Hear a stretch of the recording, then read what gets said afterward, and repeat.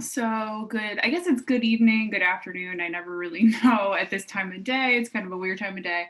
But my name is Randy Ferguson. I'm the Assistant Director of the EOF program. I am joined by Miss Lakeisha Vallon Cortez of the Financial Aid Office. And we're going to talk you through the EOF like admittance and verification process for new transfer students. So there's a couple aspects of the admissions process, and all students go through the same admissions process regardless if you've had EOF in the past. So if you had EOF at a community college or another institution, you still have to go through the Rutgers verification process prior to being actually admitted into the program. So I'm going to first start off and I'm going to talk about just what the EOF program is at Rutgers-Camden, what we do, the services we provide, the expectations we have of our students, and then I will pass it over to Ms. Cortez, who will talk you through the financial verification process and some dates to keep in mind. Okay, so like I said, I'm going to talk about EOF program services. I'm going to go through our compliance requirements. So basically, what do we expect from you as students in our program? And then we'll walk you through the EOF verification process. I do have my chat box up. If you have any questions, please feel free to type it in the chat. And you can always, of course, ask questions after the session is over, after you take in all of this information. So I do want to just, for anyone who's not familiar with the EOF program and what we do, EOF is a state-funded program, meaning that you can find EOF in a number of colleges and universities throughout the state of New Jersey. The purpose of the EOF program is to provide a pathway and an opportunity for students to get into higher education who may have not had that opportunity because of financial insecurity, or maybe just not having access to the resources within schools to help them get into the college of their choice. So our program was created to really help students get into college and then support them while they're there. And so this encompasses a lot of different things. So in terms of the accessibility piece, we admit students into Rutgers through the EOF program. And then we also support by providing like academic support, personal support, and financial support. I always tell students that if you're interested in EOF, it's because you really are interested in getting some sort of personalized support or having a support system while you're in Rutgers-Camden. I say that and I don't emphasize the financial piece because really in the grand scope of things, the money we provide is a smaller aspect of the program. So our grant aid is up to $1,600 per year, academic year. So that breaks down to an upwards of $800 per semester, which is not a lot when you look at your tuition bill. Not to say it's not great, because it does help a lot of students. Students have used our money to help pay off like any outstanding balance. Maybe you get the money back as a refund if you're getting other types of aid and your tuition bill is fully paid, and you use that to pay for books or other things you need for educational costs. So it's not to mitigate and say that the money isn't helpful, because it certainly is. But EOF is honestly just really about the support. And we also expect our students to meet us halfway so you can really get the benefits of that support. So each student is assigned a counselor. So we have 3 full-time counselors in our program, and their position is to help you however you need to be helped. I don't like to put a definition on what success is for a student. That is very different depending on you, your goals, and what you want to achieve. So we typically work one-on-one with each student to figure out what is your goal in coming to Rutgers-Camden? What do you want to do here? And what do you want to achieve when you graduate? And so what kind of steps do we need to do to help support you in that in-between piece, to make sure you're successful both in the university and when you leave the university? And so that means providing academic support. So we make sure that you're taking the right classes, that you're in the right major program of study, excuse me, and you're also getting academic support if you need it, meaning like tutoring, meeting with your professors, basically just pointing you to the resources that are available. But a lot of honestly what we do besides the academic part is the personalized support. Our counselors tend to help our students a lot with the in-between things, like some of the obstacles that come up just that happen in everyday life when you're here in college in 2 to 3 to 4 years. So that includes things like making sure that if you need wellness checks, so like going to our wellness center, meeting with somebody and getting personalized counseling, and just supporting you in things that come up. A lot of our students deal with things, all sorts of different things: financial insecurity, housing insecurity, food insecurity. You know, a lot of our students have kids. A lot of students are caregivers for other people in their family. And so being a student is not the only role in many of our students' lives. And we recognize that. I want to make sure that we're supporting you in all the roles that you have, but also making sure that we're helping you prioritize the role of being a student. Especially as a transfer student, we know that for many of you, your goal is to get in and get out as much and as fast as possible, so that you can move on to the next step in your life. And so we work with you one-on-one to kind of formalize a goal, what you want to do here, what you want to do when you leave, and help you reach that goal. In addition to the one-on-one piece of our program, we also do a lot of workshops and group programs.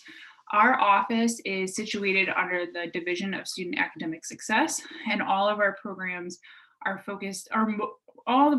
mostly outward student facing, meaning that many of our programs service students on campus. So we have programs like the TRIO program, which is very similar to EOF. It's a federal support program, as well as disability services and the tutoring center. So all of our programs are really focused on helping students be successful.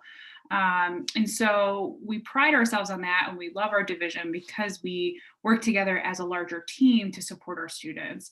So EOF provides a lot of just workshops and programs on its own, but then we also have, across our division, we also collaborate and provide a lot of things to our students.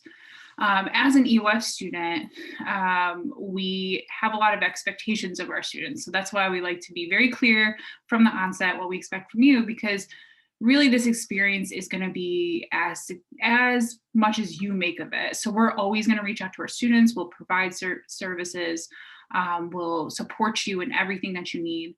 But what that entails from you is communication. So making sure you're connecting with your counselor, that you're reaching out with questions, you're reaching out with things that you're struggling with, that you're attending workshops and programs so that you're getting the most out of your experience in the program. Like I mentioned, the financial aspect in the grand scheme of things, when you look at the program as a whole, is one of the smaller aspects. The support we provide is really the crux of our program. And so, like I mentioned, we require our students to attend workshops and at least meet with your counselor 1 to 2 times a month. Typically, when you start off as a transfer student in our program in that first semester, we're asking that you meet at least twice a month so you can start building a relationship with your counselor, getting to know them. And then as you kind of move through, and you might be a junior or senior, whatever you're kind of falling into, that can move into like 1 time a month. But that's just the minimum. You are welcome to meet with your counselor as much as possible. Often our counselors, in addition to just having those one-on-one meetings, they're also often reaching out to their students via text, via email. So you're usually a lot of our students are often really in communication with their counselor a lot outside of meetings as well, just checking in and seeing how it's going. We also, of course, ask that you attend our workshops and programs. We do our workshops and programs by cohort, so meaning that as a transfer student in your first semester, you will have workshops specifically tailored to you as a new transfer student. So just helping you getting the lay of the land of Rutgers, understanding the systems and the resources that are here. And then as you move into your next semester, you will either fall into junior year programming or senior year programming. And those programming are much focused on graduation. So we look at, you know, what kind of experiences do you need? Do you need an internship? Do you need to do job shadowing or volunteering? Helping you, spruce up that resume, practicing interviewing, learning about how to pay back your loans after college. So we do a lot of things that are really focused on the next steps in your life and your career. And then all of you are assigned an academic advisor. So we also ask that you meet with your advisor. That's really important because your advisor is going to be the one that certifies your graduation. So while your EOF counselor does support you and will make sure that you are taking the right academic courses, you are also required to meet with your advisor just to make sure you are on track. I do like to mention that, especially for transfer students, because I know as someone who worked at a community college before and worked in EOF before in a community college, that sometimes programs in a community college are kind of a one-stop shop. So when I was there, I was an academic advisor and a counselor. So I was often doing both for my students, but that's not, on our campus, that's not how it works. You're expected to go see your academic advisor as well, to help you make sure you're having an appropriate plan of study. And so it's important to recognize that we are a support program that provides a grant. And I say that to say that you're expected to participate to get the grant. It's not just like a financial aid piece where it just appears on your term bill each semester and you don't really have to do anything for it. We expect you to be active participants in the program so you can get the most out of it. That's kind of the summary. So I don't want to spend too much time or too much details, but I really just wanted to give everyone kind of an oversight of what the EOF program is. If you've had EOF before, this is probably very familiar to you. Much of our programs across the state are similar. We all have counselors, we all do workshops and programs. But every campus and every program is unique. One of the things that I do love about Rutgers-Camden and our program is that we are smaller. So Rutgers-Camden in general is small, but then we also have, our program has about 285 active students right now. And while that sounds like a lot compared to some other EOF programs across the state, that's actually a very small number. And that's really a benefit if you're someone who's looking for that Rutgers name, looking for that Rutgers degree, but don't really want that like overwhelming New Brunswick experience, and you just want kind of that home feel. We really pride on our program that we're like a family. And we're kind of aggressive in our outreach. So if you want to be in our program, then you're going to have to be subjected to us constantly checking up on you. So if that's the kind of support that you're looking for, then this is the program for you. So now I'm going to pass it over to Mrs. Cortez, and she's going to walk you through the verification process, so which would be the next step in this application process. Hi, good afternoon. So like Ms. Ferguson said, my name is Lakeisha Valon Cortez. I'm one of the assistant directors in the Office of Financial Aid. And we're going to kind of go through what the verification process looks like for an EOF transfer student coming in. It's going to seem like a lot, but we will open it up for questions at the end. So just bear with me as we go through this, okay? So the New Jersey Education Opportunity Funds, EOF, right, provides financial assistance and support services. Randy went over a little bit of this about counseling, tutoring, development coursework to students. Undergraduate grants can range from about $200 annually to $2,650 annually, depending on the type of institution and financial need. These grants are renewable based upon continued eligibility. So at Rutgers-Camden, our award is up to $1,600 annually. The students that are eligible, you have to be a New Jersey resident for 12 consecutive months prior to the award period. Students who demonstrate historical poverty as defined by the EOF guidelines, and we'll go over that shortly. And then students must be enrolled full-time.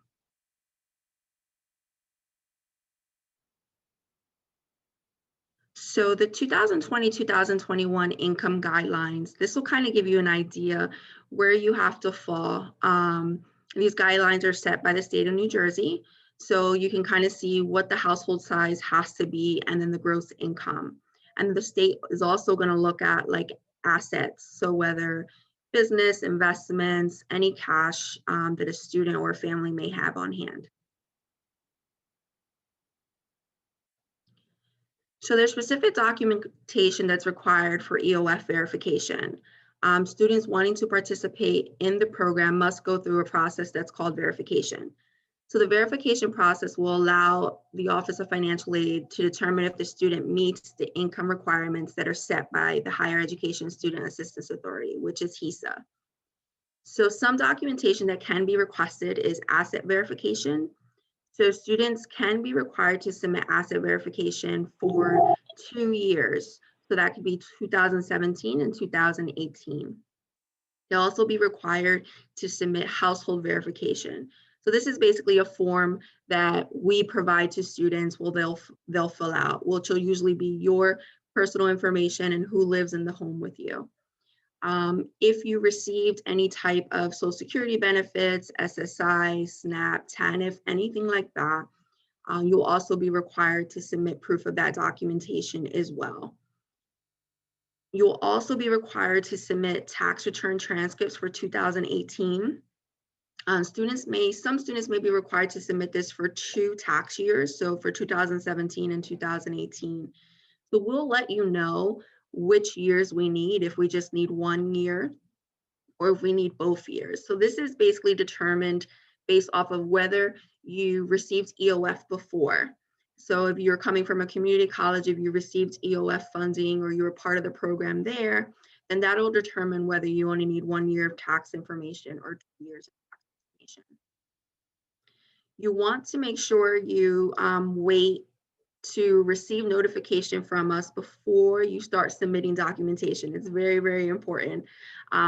We don't want you to just submit a bunch of stuff and you may not need it. The reasoning for that is because once we have it, I can't unsee it. So we don't want you to submit anything that you don't need to submit. So you want to definitely wait until we request it. So tax return transcripts. So these are different. Usually when you file your taxes, you get a copy of your 1040 from your accountant, or if you do your taxes yourself on like TurboTax or one of those, free online applications, you have a copy of your 1040. But what we will need to complete your verification is the official tax return transcript, which can only be received from the IRS. Now, there's a little bit of a process to get these. So there's a couple ways you can do this. You can request it by phone and then order it and it gets sent to you. You can request it online.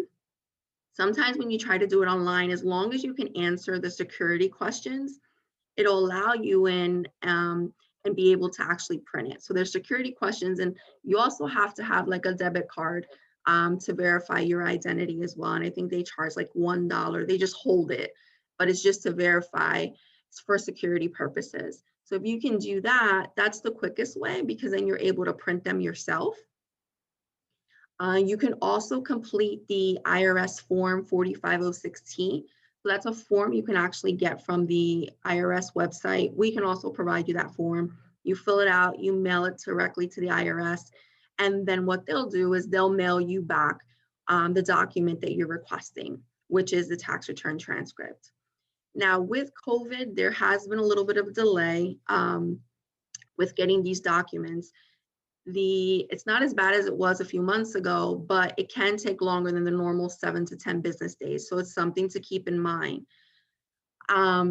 We try to encourage students, since you are going to need to submit them, I would just try to access these documents now, whether trying to go online or requesting it. Since you don't know yet whether you're going to need 1 year or 2 years, I would just request 2017 and 2018. That way you have them, and once we request them, then you already have them on hand. So you can manage your documents online. So the Office of Financial Aid will communicate through email notification if additional documentation is needed. Students are responsible for checking their email. So we won't mail you anything. You actually have to check your email. You'll get an email from us letting you know that additional documents are required. In that email, it'll have links to forms if you need certain forms. If you need the tax return transcript, it'll have the IRS information for you to get that. So it'll provide you everything that you need so that you can access those documents. So now we're going to look at some information about HESA. So the New Jersey Higher Education Student Assistance Authority is the agency that the student will need to supply additional information to if they are looking to be considered eligible for state grants and scholarships. All right, and then that would include TAG, New Jersey STARS 2, or EOF. So usually, since you're transferring, your FAFSA is already most likely completed. Hopefully you've already added Rutgers to your FAFSA application and added Rutgers to your HESA record. If you haven't added Rutgers to your HESA record, you want to log in to your NJFAMS account and make sure that you add Rutgers, okay? It's really important. That way we have access to your state information, and that's very important for us to finalize your EOF funding as well. So it's a student's responsibility to answer any questions or submit any documentation that the state is requesting. It's going to be different than what we're requesting. Sometimes a student can be selected by HESA for what's called state verification, and HESA can require additional documentation. It's similar to what we're asking, but very different. We don't share anything that you send us with any other organization, including the state. So you want to make sure that anything they ask for, you send directly to them. So there are some important deadlines. So Monday, December 14 will be the last day to indicate if you would like to be withdrawn from EOF consideration. So you will want to let Ms. Ferguson know where you stand and if you would want to continue to go through this process. Friday, January 15 would be the last day to turn in verification documents to the Office of Financial Aid in order to be considered for the program. It's very important that you remember that once you decide that you do want to be considered and you're open for federal verification, even if you decide at a later time that you no longer want to be, you still have to submit all the documentation. It's very important that you submit everything that you need to submit because it can hold up your funding from being released.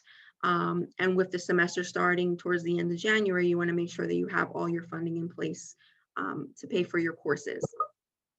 Another thing to keep in mind is that constant communication is very important. So if you're having a hard time getting something or you're waiting for something to come in the mail, make sure you reach out to Ms. Ferguson, reach out to myself, and we'll work with you as long as we know that you're taking the steps needed to get the documentation that you need to submit.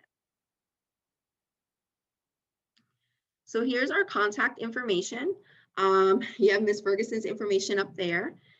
Olivia Longo, she's actually our senior financial aid officer. She works directly with our EOF population as well. She is actually out of the office currently on maternity leave, but should be back now in January. But in the meantime, I'm filling in and helping, so you can direct any questions for now directly to me.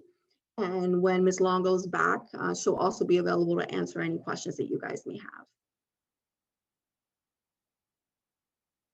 And Randy, that's all I had.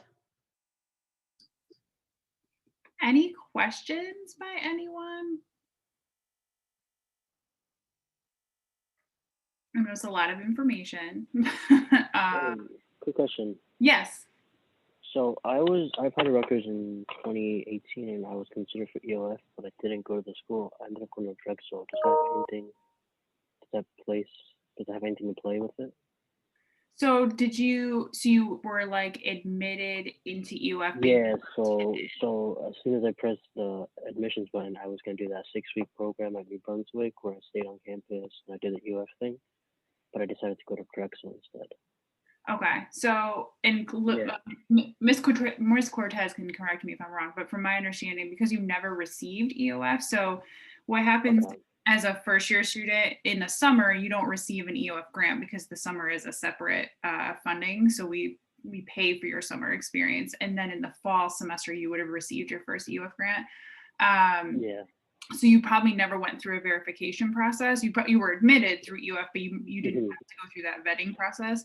So because of that, you'll have to go through verification. Yeah, it makes sense. Okay. Any other questions? Yes, I have a question. Sure. I think I emailed you about the 2018 tax return transcript. Okay. Because I only have 2019.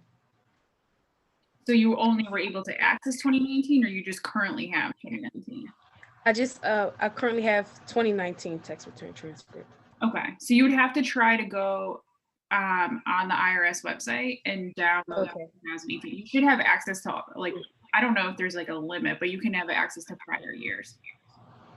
So Okay. like, if you guys asked for 2018, 2019, and we have 2019, and we didn't file 2018, do we just give you a verification of non-filing? So I think for this purposes, you only need 2017 and 2018, right, Lakeisha? Okay, so I think my parents filed 2018, 2019, but not 2017. So would I just submit a verification of non-filing for that one, I guess? Yes, so that Off is the correct. IRS, So yeah.